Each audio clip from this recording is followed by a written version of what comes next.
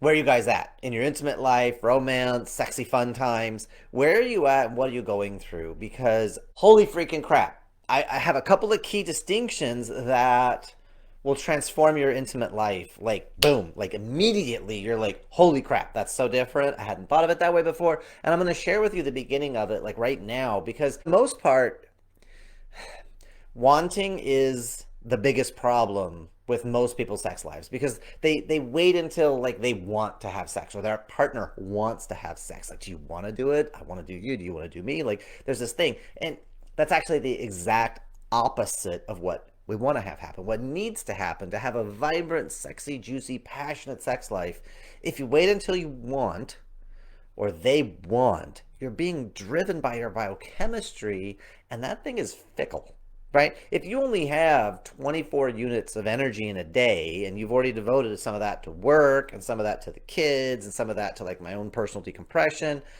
like that dwindling reserve is it's not available for your intimate life anymore. You're going to have problems. So for most people, right, their sex drive is run by wanting sex, desiring, craving, you know, and that creates problems because who wants more? Is it the wrong time?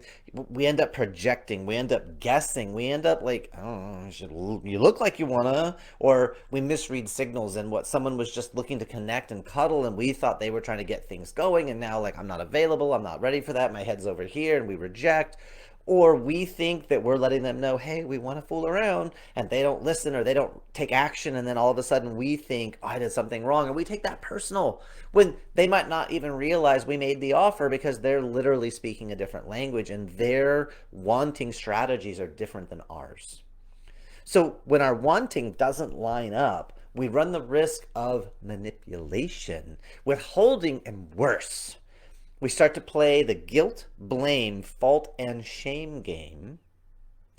Obligation, expectation very rarely leads to good, healthy, sexy, fun times. Okay, fine, you want the thing, okay. Look, I gave you this, and now you can just leave me alone, right?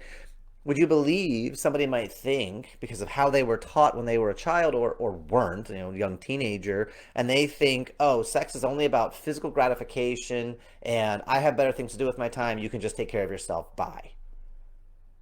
Imagine being in a relationship with a partner that feels that way. Whether they tell you or not, that's how they behave. And they're just like, you can handle yourself. I've got better things to do. I don't have the energy for this. I have to work. I have to provide. I have to clean. I have to cook. I have to get the laundry. I have to run the household. So it's nice for you because you get to leave the house and you get to do X and Y and Z, but I'm stuck here. And then you try to approach and you're like, hey, baby, how you doing? She's like, really? Really? You want that now? Really? Do you see the problem? Because neither of us are aligned. So if you wait until you want to have sex or you wait until your partner wants to have sex, you're not going to get enough in your life to have a happy and healthy marriage partnership. Your intimate relationship will not really feel like a union between you and this other person.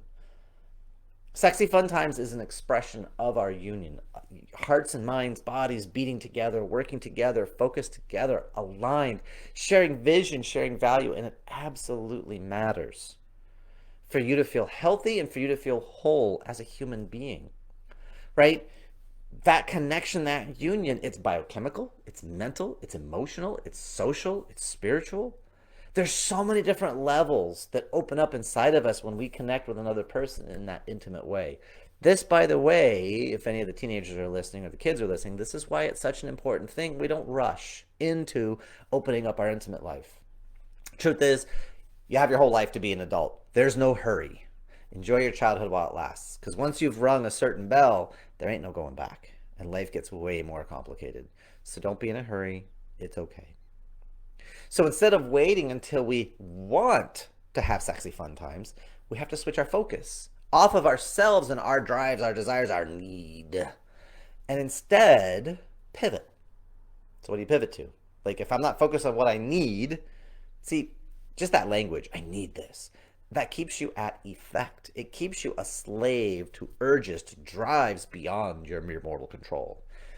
But if we switch over into being at cause, see, if I look at sexy fun times with my wife as something I need versus it's something I want to provide for her. And that's the key word. Instead of I need this, I want to provide for her, provide for us as a couple. When we switch to that provide, I put my focus on my partner for sexy fun times, and suddenly everything starts to shift. And so that's the thought I want to leave you with right now.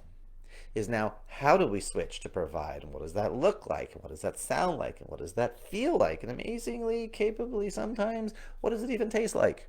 There are ways that we can understand our partner's attraction strategy, things we can say, things we can do. Intimacy starts a lot outside the bedroom for ladies. Gentlemen, just so you know, if the house is cluttered, her mind is cluttered, her body doesn't have room for you. So you got to do some other work.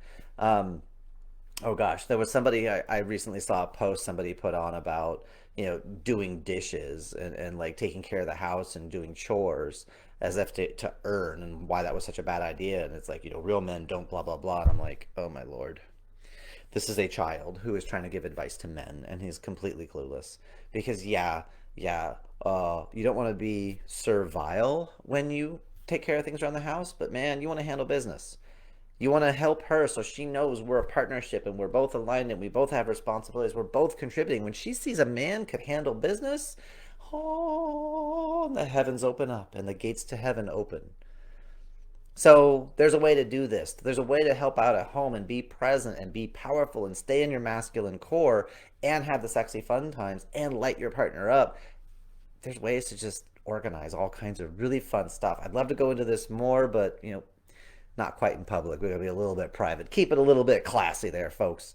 So if this is striking a chord with you, if this resonates with you and you'd like to have a little bit bigger conversation, if you're in the desert in the romantic life and you're like, man, we haven't knocked boots in forever. We haven't got this. Well, okay. If this resonates and we can start to see that possibility, get out of wanting and get into providing. And men, how's that make you feel when you provide sexy fun times for your wife? When you provide for her, you just blow her circuits and she's like, that was amazing. And she's done for the night. You're like, yes. Exactly, gentlemen. So, game on. Okay, so if you want to continue this conversation, you need to go to jeremyroadrug.com/intimacy course and get all the details, get signed up, because I have a tool that's going to help you to blow open your intimate life quickly and easily.